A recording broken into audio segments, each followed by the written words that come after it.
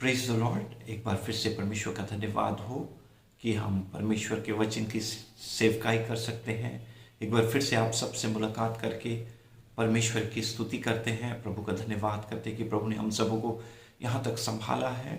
और मैं एक बार और आपको स्मरण दिलाना चाहूँगा कि हम लोग एक कठिन समय से होकर गुजर रहे हैं, इसलिए हम जरा भी असावधानी ना करें, सावधान रहें, अपने आप को सुरक्षित रखें और भीड़ भाड़ से बचे रहें, मास्क जरूर पहने और सुरक्षित रहकर चलें।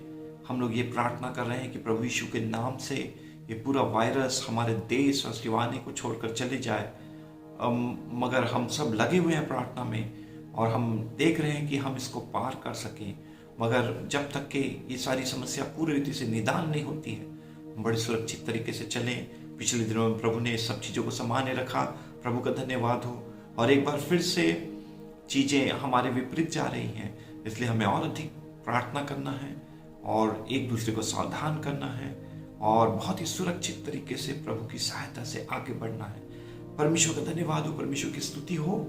और मैं आपसे निवेदन करूंगा कि आप हमारे चैनल को जरूर सब्सक्राइब करें, बेल आइकन को दबाएं और जरूर हमारे चर्च पेज को और हमारे इस चैनल को सब्सक्राइब करें। लाइक और कमेंट कर सकते हैं यदि प्रभु ने आपको आशीष दिया, स्पर्श किया, कहीं बातचीत किया, कुछ नई बात आपने सीखी है और कोई चीज़ें आपके लिए आई ओपनिंग है, तो आप उसको जरूर कमेंट करें और कुछ जरूर हमें अपना फीडबैक दें। परमेश्वर से हमारी प्रार्थना है, बड़े गंभीरता के साथ हम प्रार्थना कर रहे हैं कि प्रभु आपको बहुतायत से आशीष दे।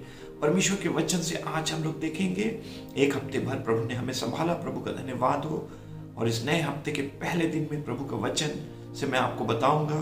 आज के वचन के लिए ध्यान के लिए हम नए नियम से यूहन्ना रचित सुसमाचार उसका 10वां अध्याय और उसका 22 पद को देखेंगे। यूहन्ना रचित सुसमाचार 10 अध्याय उसका 22 पद। यहाँ पर लिखा है कि then came the feast of dedication at Jerusalem, it was winter. यहाँ पर लिखा है कि एक समर्पण का पर्व, अर्पण का पर्व आया यरूशलेम में। और यरूशलेम में जाड़े की ऋतु थी, ठंड का मौसम था, जाड़े की ऋतु थी, विंटर सीजन थी। हम सभी विंटर सीजन में हैं, जाड़े के मौसम में हैं।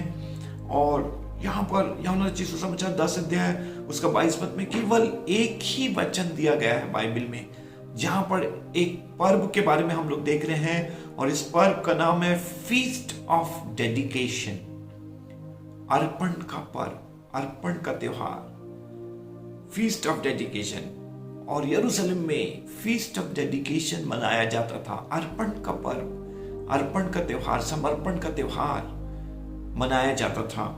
और किस रीति से इसका मूल, इस पर्व का नाम है अर्पण का पर्व, मगर आगे चल के हम लोग देखेंगे कि इसका पर्व का नाम दूसरे इब्रानी शब्द के साथ जोड़ दिया जाता है और इसका एक नया पर्व के रूप में इसको कहा जाता है और वो फीस्ट ऑफ हनुका।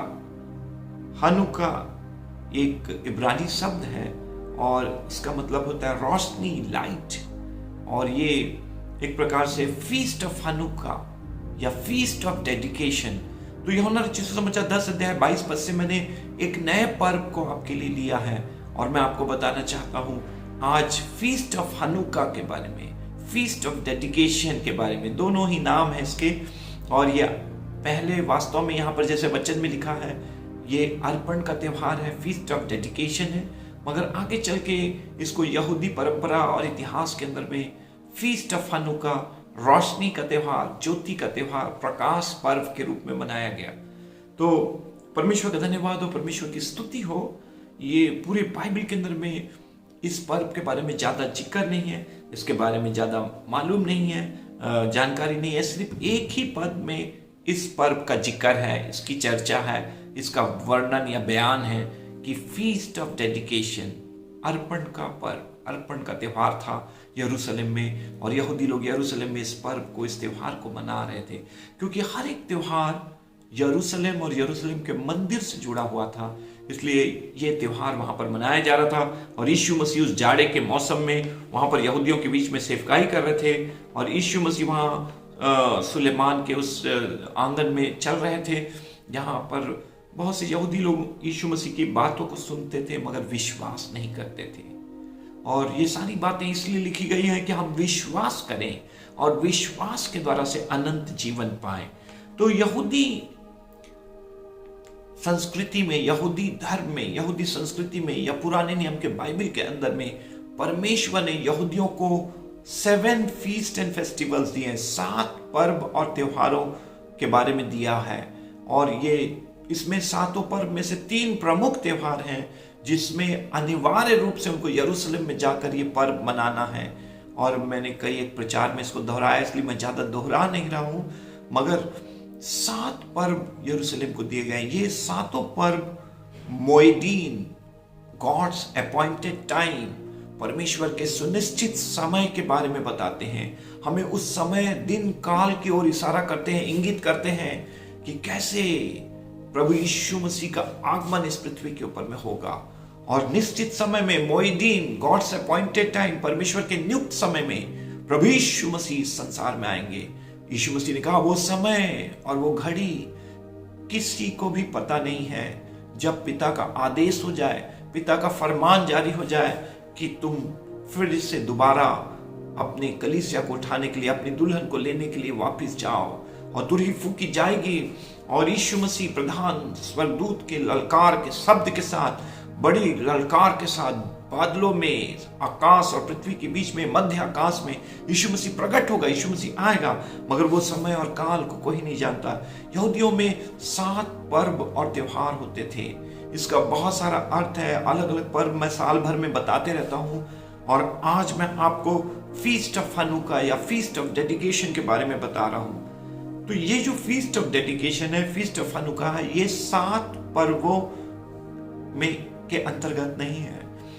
ये फीस्ट ऑफ डेडिकेशन, अर्पण का जो पर्व है, ये 8वां पर्व है। 7 पर्व जो परमेश्वर ने पुराने नियम के अंदर में, तोरा के अंदर में दिए हैं, इस तोरा के अंदर में ये केवल 7 पर्व दिए गए हैं। ये 8वां पर्व, अर्पण का पर्व या फीस्ट ऑफ डेडिकेशन का पर्व नहीं दिया गया है। मगर आज मैं आपको 8वें पर्व के बारे में बता रहा हूं, और वो है अर्पण का पर्व, फीस्ट ऑफ डेडिकेशन, जो यूहन्ना रचित सुसमाचार 10 अध्याय 22 पद से हमने लिया है।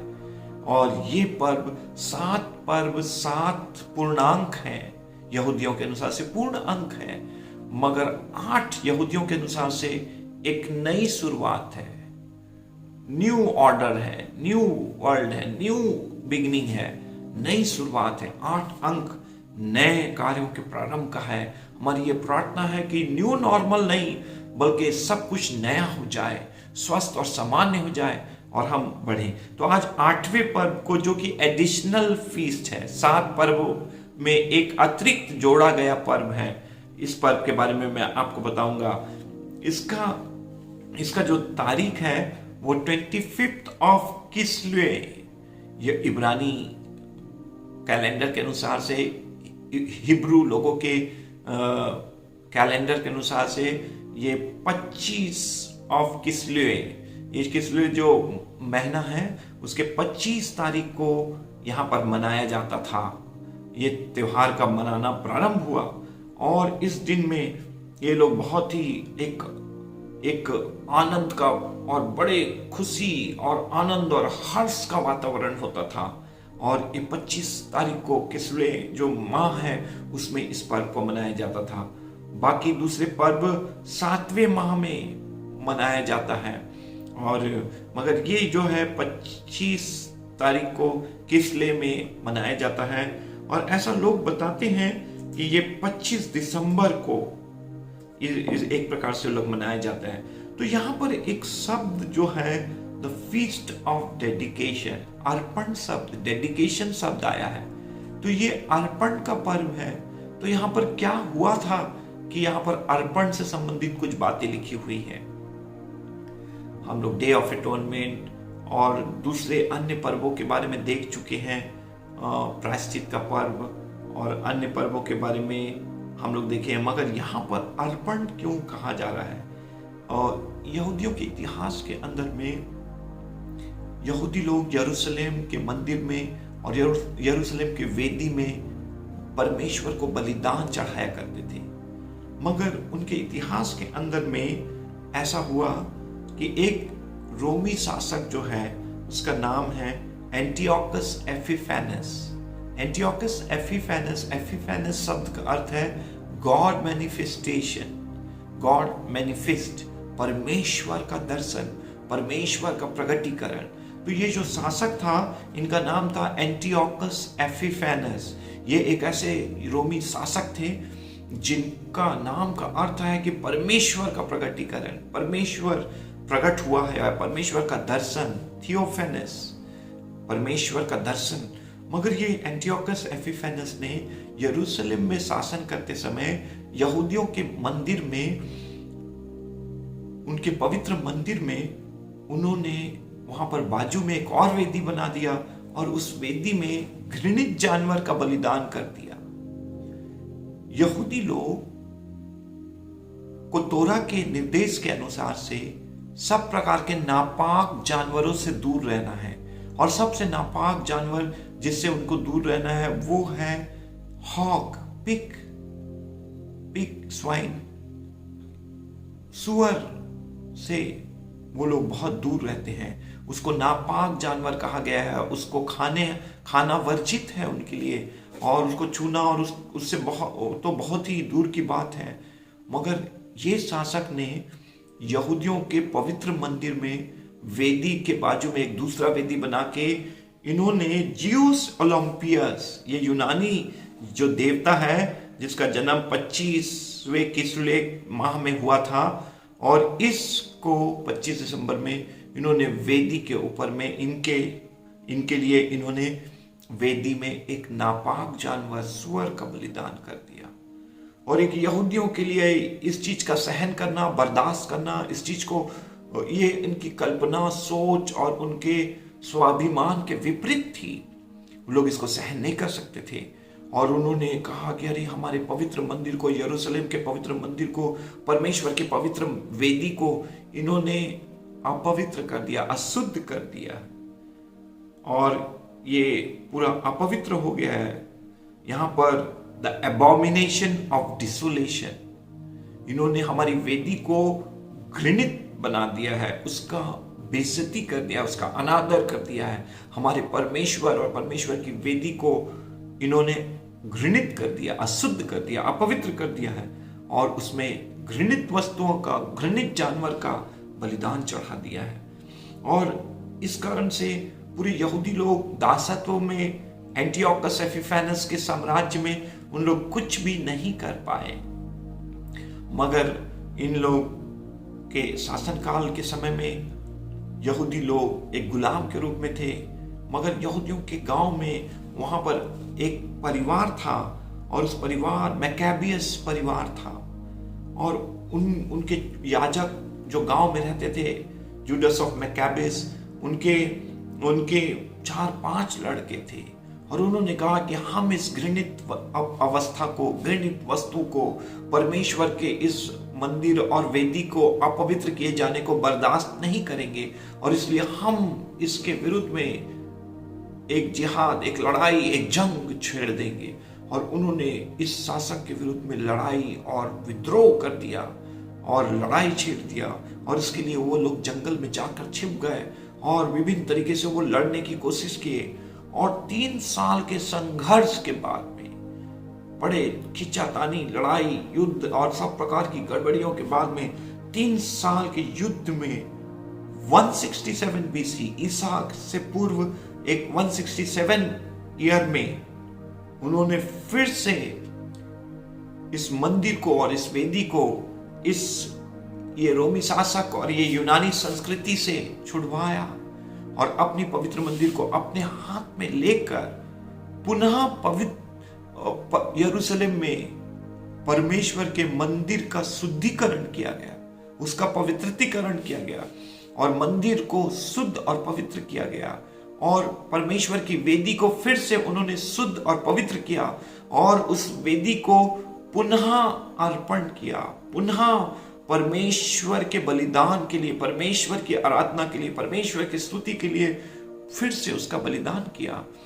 इसीलिए इस पर्व का नाम है द फीस्ट ऑफ डेडिकेशन, अर्पण का त्योहार।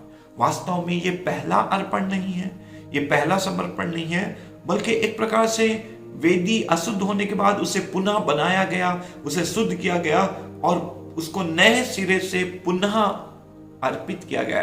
It is a matter of रीडेडिकेशन।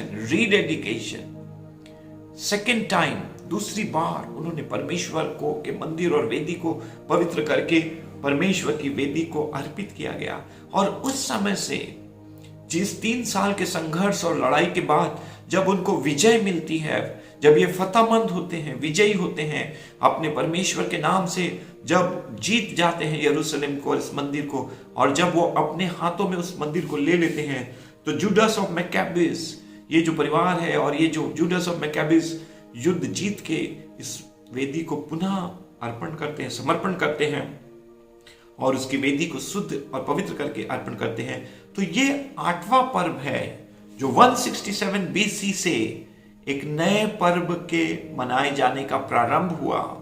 और यहूदियों के 7 तीज और त्योहारों के अतिरिक्त 8वां पर्व भी उनके इतिहास में, उनके जीवन शैली में, उनके घर परिवार में, उनके सामाजिक जीवन में जुड़ गया। और उस दिन से 167 BC, ईसा से पूर्व 167 BC से ये पर्व को वो लोग मनाना प्रारंभ किए। और ये 8वां पर्व उन दिनों से अब तक के यहूदी लोग इस पर्व को मनाते हैं। और आज मैं आपको यही बता रहा हूं, feast of Hanukkah, feast of dedication. तो इस फीस्ट ऑफ डेडिकेशन, अर्पण के त्योहार को यहूदी और इस्राएलियों के बीच में उन दिनों में एक बहुत ही प्रख्यात, बहुत ही प्रसिद्ध और बहुत ही विश्वसनीय एक इतिहासकार थे। उनका नाम था जोसेफस। जोसेफस इतिहासकार थे जिन्होंने यीशु मसीह से जुड़ी हुई, उनके बलिदान, जन्म और कई चीजों से जुड़ी हुई बातों की, घटनाओं की, वस्तुओं की, चीजों की का वर्णन इतिहास के अंदर में किया गया है। और जोसेफस एकमात्र ऐसे इतिहासकार हैं जिनकी बातों को बाइबल के अंदर में तरजीह दी गई, महत्व दिया गया, उनकी बातों को लिया गया है।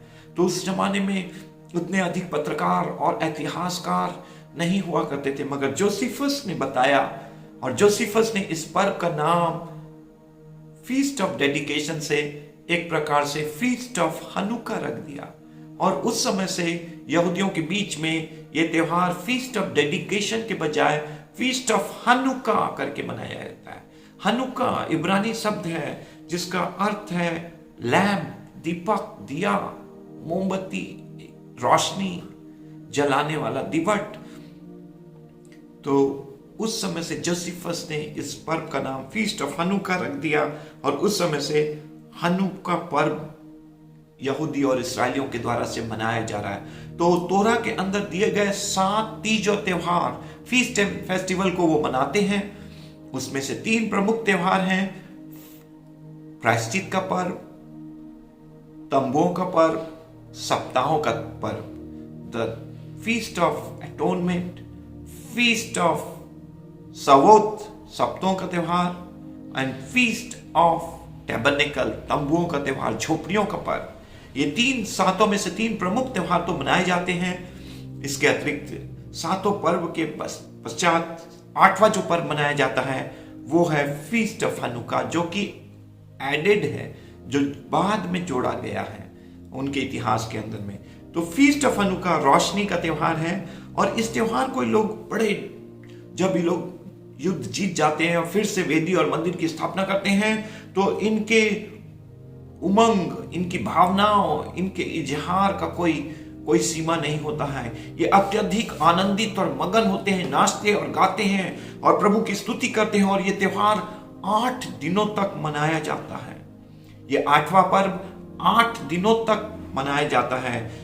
किस्ले 25 तारीख को मनाया जाता है। किस्ले जो माह है, यहूदियों का माह है, वो जो दिसंबर में, हमारे दिसंबर में आता है। हम लोग का जब दिसंबर होता है तो यहूदियों का किस्ले माह होता है। और 25 तारीख को ये त्योहार मनाना उन्होंने प्रारंभ किया।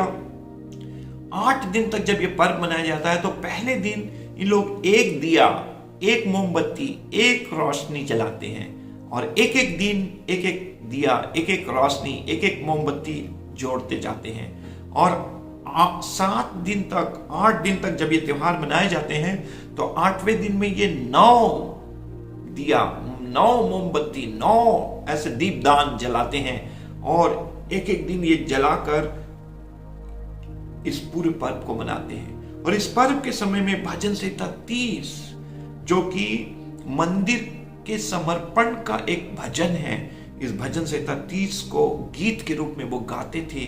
भजन वास्तव में हम लोग पढ़ते हैं, मगर भजन, ये जबूर जो है, ये जो सैम्स है, ये यहूदियों का गीत है, ये यहूदियों का हिम्स है। भजन गाया करते थे। तो ये पर्व के समय में वो भजन संहिता 30 गाया करते थे। और भजन संहिता 30 के ऊपर से हमारे पास भी बहुत सुंदर सुंदर गीत बनाए गए हैं जिसको हम गा सकते हैं, बजा सकते हैं, परमेश्वर की स्तुति करते हैं। मिट्टी क्या तेरा धन्यवाद करेगी, क्या वो तेरी सच्चाई का प्रचार करेगी। ओ, ये गीत इससे कहता है कि मेरे मुख से तेरी स्तुति निरंतर होती रहेगी। ये गीत को, इस भवन को, इस वेदी को जब पुनः वो समर्पित करते हैं उस समय ये गीत, ये भजन 30 को गाते हैं। और वैसे ये 8 दिन तक जब ये पर्व मनाया जाता है तो इनका जो मुख्य जो भजन होता है, जो गीत होता है, वो हलेल साम्स होता है। हलेल इब्रानी शब्द जिसका मतलब है स्तुति, हालेलुया, प्रेज द लॉर्ड, प्रभु की स्तुति हो। और ये हलेल स्तुति का जो भजन है वो भजन संहिता 113 से भजन संहिता 118 तक के भजन को हम लोग हलेल साम्स बोलते हैं, स्तुति का भजन बोलते हैं। तो भजन संहिता 113 से 118 आप पढ़ सकते हैं। यहाँ पर परमेश्वर की स्तुति होती है। और इस भजन संहिता 118 उसके 27 पद में एक बात लिखी हुई है। भजन संहिता 118 उसके 27 पद में लिखा है, the Lord is God and he has given us light. प्रभु परमेश्वर है और उसने हमें ज्योति दी है, रोशनी दी है। द फीस्ट ऑफ हनुका, रोशनी का पर्व, ज्योति का पर्व, प्रकाश पर्व। और इस प्रकाश पर्व में प्रभु हमारा परमेश्वर है और उसने हमें ज्योति दी है, उसने हमें तोरा दिया है, उसने अपना वचन हमें दिया, उसने हमें लोगोस दिया है, उसने हमें रेमा वचन दिया है और उसने हमें पवित्र आत्मा की सामर्थ दी है, पवित्र आत्मा की कुवत और भरपूरी दी है। The Lord our God, he is our God and he has given us light. प्रभु हमारा परमेश्वर है और उसने हमें रोशनी दी, अपना प्रकाशन दिया है, अपना दर्शन दिया है, अपना दिव्य ज्ञान दिया है। भजन संहिता 118 उसका 27 ग्रेट हलेल साम्स के अंदर में आप इस वचन को पढ़ सकते हैं। तो इस त्योहार में द फीस्ट ऑफ हनुका, इस पर्व में ये एक मुख्य वचन है।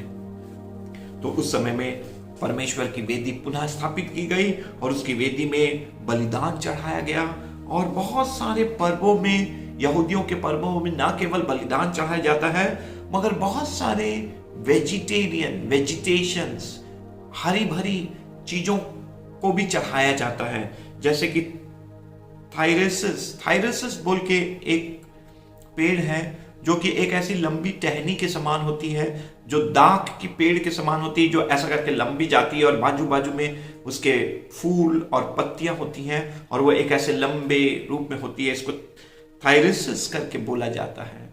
और इस चीज को लेकर बाद में लोगों ने टैटू बनाना शुरू किया और लोग अपने पीठ, हाथ में और जगह में अपनी श्रद्धा और भक्ति के रूप में इस थायरसिस जो पौधा है उसके ऊपर से उन्होंने अपने ऊपर में अपने देवी, अपने देवता के लिए एक आराधना के रूप में वो टैटू अपने शरीर में गोदाने लगे और करने लगे। तो न केवल बलिदान चढ़ाया जाता है मगर थायरसिस ये पौधे को चढ़ाया जाता है। इसको काट के ग्रीन ब्रांचेस, हरी भरी डालियों को, पत्तियों को लिया जाता है। पाम्स लिया जाता है, खजूर का जो डालियां हैं, पेड़ हैं, और इसको वो लेकर जाते हैं और ये सारी हरी हरी झाड़ियों को, खजूर की डालियों को, ये सारे लेकर ये लोग एक जुलूस के रूप में, एक रैली के रूप में बड़े जश्न मनाते हुए, आनंद और उत्साह और उमंग के साथ एक परमेश्वर का हलेल, स्तुति, आराधना का जय घोष करते हुए, ललकार करते हुए ये लोग यरूशलेम में त्योहार मनाने जाते हैं और परमेश्वर की आराधना और स्तुति 8 दिन तक वहां पर करते हैं और feast of Hanukkah, feast of dedication को मनाया करते हैं। तो आज मैंने आपको फीस्ट ऑफ हनुका के बारे में, फीस्ट ऑफ डेडिकेशन के बारे में बताया। हालांकि ये हमारे बाइबल के अंदर में इसके बारे में ज्यादा नहीं दिया है, केवल मैंने आपको बताया कि यूहन्ना रचित सुसमाचार 10 अध्याय उसके 22 पद में दिया है। मगर दूसरे एपोक्रिफल बुक्स में, फर्स्ट मैकाबीज और सेकंड मैकाबीज के बुक में इसके बारे में, ये जूडस ऑफ मैकाबीज, ये जो परिवार था, जो याजक का परिवार था, इनके 4-5 भाई थे और किस रीति से ये घटना जब वहां पर घटित हुई, इस घटना के बारे में विस्तार से उस पुस्तकों में दिया हुआ है। मगर बाइबल में केवल एक ही वचन आया है और उसी वचन को लेकर 10 अध्याय 22 पद को लेकर मैं आपको ये एक त्योहार के बारे में, पर्व के बारे में बताया हूं। ये हमारे एशिया महाद्वीप का पर्व है। इस्राएल एक मिडिल ईस्टर्न कंट्री है, एक मध्य पूर्वी एशिया का एक देश है और इसमें बहुत सारी संस्कृति और चीजें एक दूसरे से मिलती हुई हैं। तो कहने का मतलब है कि dedication and rededication, dedication of the altar, dedication of the temple. तो हमारे लिए आज क्या संदेश है? हमारे लिए ये संदेश है कि हम अपने शरीर और प्राण और आत्मा को प्रभु के हाथों में सौंपें। रोमियो 12 अध्याय उसके 1, 2 और 3 पद में लिखा है, हे भाइयों, पौलुस कहता है कलीसिया के विश्वासियों को, मैं परमेश्वर की दया स्मरण कराकर तुमसे विनती करता हूं कि तुम अपने शरीरों को जीवित, पवित्र और भाता हुआ बलिदान करके चढ़ाओ। यही तुम्हारी एक आत्मिक सेवा है। इस नए नियम के समय में हमें फिर से भौतिक मंदिर बनाने की आवश्यकता नहीं है। भौतिक वेदी, एक ऊंचा स्थान वेदी पत्थरों का बनाने की आवश्यकता नहीं है। भौतिक जानवरों को, भेड़, बकरी, गाय, बैल को बलिदान चढ़ाने की आवश्यकता नहीं है। मगर हमें अपने शरीर, प्राण, आत्मा को परमेश्वर के हाथों में, परमेश्वर के वेदी में पुनः समर्पण करने की बात है और इसके द्वारा हम परमेश्वर की आराधना करें, परमेश्वर की स्तुति करें और परमेश्वर की महिमा और स्तुति करें। तो आज आप अपने शरीर, अपने जीवन को जांचें। क्या आप परमेश्वर के मार्ग में निरंतर चल रहे हैं? क्या आप उसका भय मान रहे हैं? क्या आप उसकी आज्ञा, विधि, नियमों में सीधे चल रहे हैं? कहीं आप दाएं और बाएं तो नहीं मुड़ जा रहे हैं? कहीं आपका मन परमेश्वर से भटक तो नहीं जा रहा है? क्या आप परमेश्वर को आज समर्पित हैं कि नहीं? क्या आपके जीवन से परमेश्वर की महिमा, स्तुति, सेवा, कार्य हो रहा है कि नहीं? क्या आप अपने समय, दिन, महीने, हफ्तों को, अवसरों को प्रभु की सेवा के लिए उपयोग कर रहे हैं कि नहीं?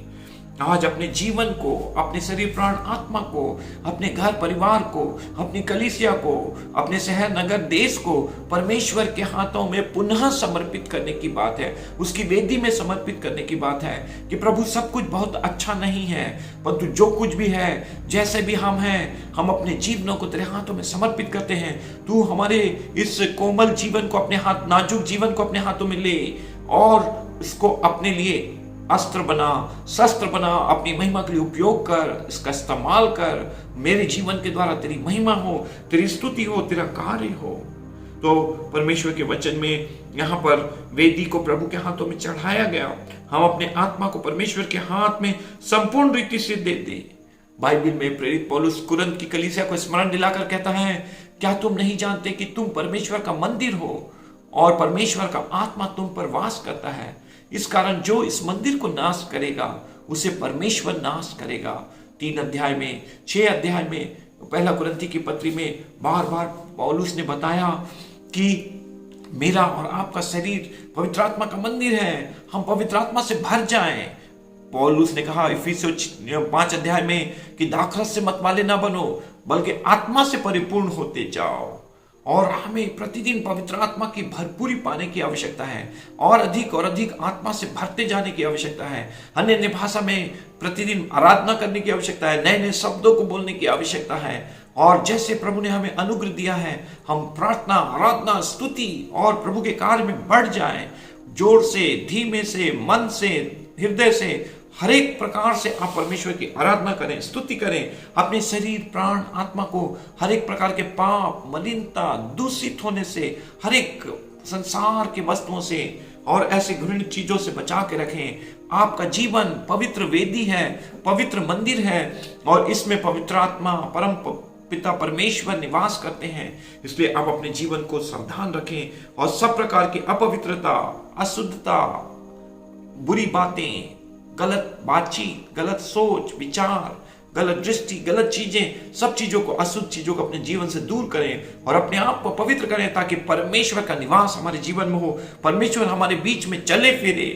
दूसरा कुरिन्थी उसका 6 अध्याय के आखिरी पद में और 7 अध्याय के पहले दूसरे पद में लिखा है कि तुम उनमें से निकलो और कोई घृणित वस्तु मत छुओ, तो मैं तुम्हें ग्रहण करूंगा, मैं तुम्हारा परमेश्वर होऊंगा और तुम मेरे संतान होगे और मैं तुम्हारे बीच में चला फिरा करूंगा। यीशु मसीह 7 दिवटों के बीच में, कलीसिया के बीच में चल फिर रहे हैं और इसलिए आप और मैं अपने आप को तैयार करें, क्योंकि किसी भी क्षण प्रभु यीशु मसीह का आगमन हो सकता है। और इसलिए हम अपने शरीर, प्राण, आत्मा को प्रभु के हाथों में दें और प्रभु के पीछे पूरी पवित्रता में चलें। तो आज इस पूरे हफ्ते के लिए मैंने आपको feast of Hanukkah, feast of dedication के बारे में बताया है कि आप और मैं अपने जीवन, घर परिवार, बाल बच्चों को प्रभु के हाथों में सौंपें और प्रभु की सेवा और केवल प्रभु की सेवा के लिए अपने आप को अर्पित करें। यहोशू के समान हम कहें, तुम चुन लो कि तुम किसकी सेवा करोगे, परंतु मैं और मेरा घराना परमेश्वर यहोवा ही की सेवा करेंगे। हालेलुया। तो आप अपने जीवन से सारी सुस्ती, लापरवाही, गफलत की बातों को दूर कीजिए। अपवित्र, क्षणिक, व्यर्थ और निरर्थक संसारिक बातों को अपने जीवन से दूर करिए। अपने आप को शुद्ध और पवित्र कीजिए और अपना जीवन परमेश्वर के हाथों में समर्पित कीजिए। इस बुरे और कठिन समय में, जब कभी भी प्रभु यीशु मसीह का आगमन हो सकता है, ऐसे समय में आप सदा तत्पर और तैयार रहें और प्रभु के आगमन की बाट जोते रहें। अपने आप को पूरे समय पवित्र रखें। आपकी मसाले 5 बुद्धिमान कुमारियों के समान जलती रहें और आपको किसी प्रकार से आपके कुप्पियों में तेल का अभाव ना हो। आपकी मसाले जलती रहें, आप प्रभु के लिए जलते और चमकते रहें। एक गीत कहता है कि जलते चिराग गुल ना हो और बुझते दिए जलाओ, तुम बुझे हुए दियों को जलाओ। यीशु मसीह ने कहा, तुम जगत की ज्योति हो, मैं जगत की ज्योति हूं और तुम जगत की ज्योति हो। जो नगर पहाड़ में बसा वो छुप नहीं सकता। दीवट जलाकर खाट के नीचे नहीं रखा जाता, बल्कि ऊंचे में रखा जाता है, ताकि सबको रोशनी हो। मैं और आप मसीह के साक्षी और गवाह हैं, नमक और ज्योति हैं। सुसमाचार का प्रचार करें, आत्माओं को बचाएं, कलीसिया रोपण का आंदोलन में सहयोग करें और नरक की आग से झपट कर लोगों को निकालें और परमेश्वर की सेवा और परमेश्वर के काम में बढ़ते चले जाएं।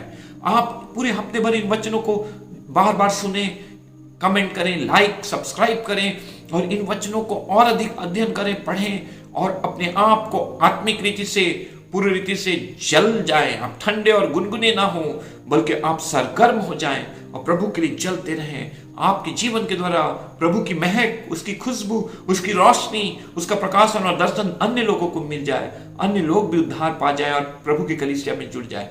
परमेश्वर आपको इन वचनों के द्वारा आशीष दे।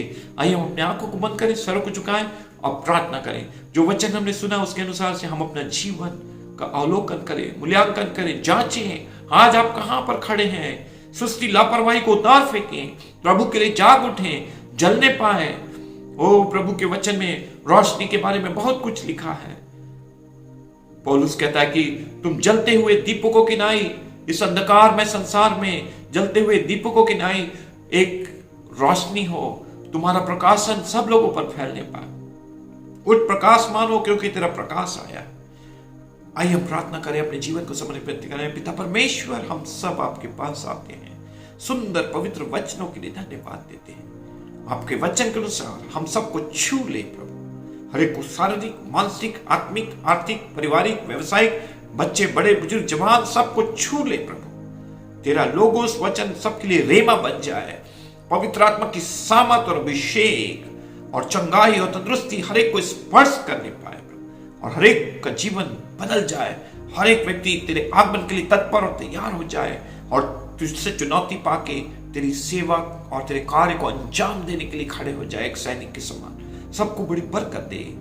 ये वचन हर एक के दिल में गहरा जड़ पकड़ने पाए, शैतान इसको चुराने न पाए। पवित्र आत्मा की मुहर बंद करते हैं। रात और दिन इस पर मनन और ध्यान करने के लिए सहायता कर। सबको बड़ी बरकत दे। सब बातों को तेरे हाथों में सौंपते हैं। आने वाला हफ्ता हर एक के लिए आशीष में, सफलता, जय का हो। एक एक पल, एक एक सेकंड हर एक के संग और साथ हो और सबको आशीष दे। हर एक के लिए आशीष और संपन्नता, खुशहाली, आनंद और रोशनी की घोषणा करते हैं और प्रार्थना को उद्धार करता प्रभु यीशु के नाम से सुनो ज्ञान कीजिए, आमीन। अब हमारे परमेश्वर पिता का प्रेम, प्रभु यीशु मसीह का अनुग्रह, पवित्र आत्मा की संगति और सहभागिता हमें से हर एक के साथ और सभी पवित्र संतों के साथ प्रभु यीशु के दोबारा आगमन तक बनी रहे, आमीन आमीन। सबको जय मसीह की। Praise the Lord, praise the Lord.